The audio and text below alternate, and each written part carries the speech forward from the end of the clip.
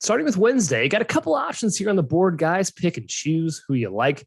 I like this first one. I like the Citadel. They are +7 per KenPom at Mercer this week.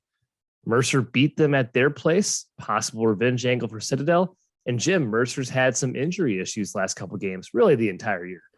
Yeah, particularly at point guard. Neftali Alvarez came back really briefly from I think it was a broken foot, a fracture in his foot, but he's been back out. And then Kamar Robertson, their backup point guard, also missed last game. So they've been in kind of third string going there, maybe even playing some walk-on minutes. Citadel's been fairly sharp lately. We're impressive last night, Kai, on the road at Samford. So yeah, I like that one quite a bit too. I think you and I are both going to end up locking in the Bulldogs. Matt, your thoughts, Citadel, yay or nay? I'm going to be on the fence / on the sidelines and not join you. I'm sorry to be lame here. Here's why, gents. I'm a little bit concerned about this defense. Yeah, Jim's trying to seduce me with flashing the cute little pup stuffed animal, which is smiling so lovingly in my face. Duggar talked about how he's like super concerned about his defense. He's deciding to maybe trial and air some zone at this point in the year, like late February, because his guys just can't guard anything. They were just demolished by East Tennessee State last weekend. Samford hung 76 on them. I know it was a 74 possession game, so it wasn't like it was a complete disaster on defense. I just don't like the way this team is trending.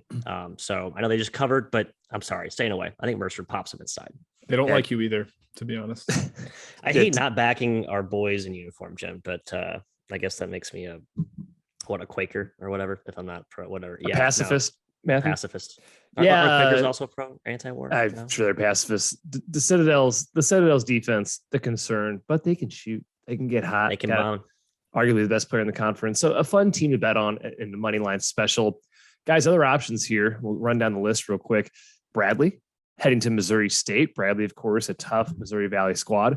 Rutgers, a team that's on fire, gets to go at Michigan, who will be missing Juwan Howard, their coach, who did a little bitch slap of a Wisconsin assistant recently. TCU is heading to Texas, and Tulane is heading to Houston. Hosting Houston, our honorary Fade Houston pick for some reason makes it into this section. Jim, any of those catch your eye in particular on Wednesday? I will be on Rutgers, Kai. Rutgers. They are rolling. They did not, they basically landed on the number at Purdue. I think it vacillated between 11.5 and 12.5, and it landed 12. That's their only not great performance lately. They won at Wisconsin, so they've proven that they can win away from the rack against a good team, a full strength team. That was the Badgers had everybody. Michigan will not. No Diabate for that one. I think Rutgers gets it done. Harper didn't look too worse for the wear, Matt. He had a weird tape on his finger. I think his index and middle finger of his non-shooting hand were taped together, but he's able to play effectively at Purdue. So give me the Scarlet Knights on the road at Rutgers or at Michigan.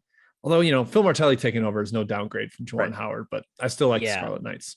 That's kind of my angle. It's I'm going to bet Michigan, I think, the next few games. Maybe not this spot, but I'm looking to maybe back them if there's a market overreaction to no Howard. I'm not saying Howard's a bad coach, but I just think Martelli is such a big part of why they've been so good and why he's really buoyed Howard, I think, behind the scenes with some of the X and O stuff, Kai. I'm looking hard at Bradley. I like that you put this one on the outline. Missouri State is so Jekyll and Hyde. And when they're in the right spot and they're motivated, they can be really awesome. But man, when you're looking at, again, we reiterate the high variance type of teams, there is no better exemplar than Missouri State. And we know how good Bradley has been. They can beat you inside and out. And the way they're playing on both ends is really impressive. So yeah, I do like the Braves, especially given you'll probably get pretty good value if the line opens, close to +6. I know Missouri State's got a pretty good home court advantage, but their analytic rankings are a little bit inflated given some of their mega efforts in big spots. Yeah, Missouri State home court scares me. Anecdotally, they're pretty strong there in Springfield. Yeah, Matt, they have a good home. JQH. Yep. Michigan scares. Rutgers. I do like. I'm not going to take it officially, but that's a good lean. No Diabate, and that kind of helps the no coaching angle when he's back. When the players are back, I kind of agree with you that Martelli's not a huge downgrade there. TCU scares me because Eddie Lampkin might be still out for them. He'd be a big loss against a big Texas team, and then I don't want to fade Houston, so ignoring that one, but. I thought about Tulane. Tulane. Yeah. I did. Yeah, Houston's 2-2 in the last 4 down the stretch. Just lost an OT or just won an OT. Wichita State. Yeah, they're not a juggernaut. They're really good, but they're beatable. a team that's with trapping guards maybe could wear down Houston with no depth in the backcourt. And then last quick point, Matt, Missouri State is like 340th or so, maybe 330th in Haslametrics consistency rating. Oh, so perfect. That lets you know Data. why the team is really erratic.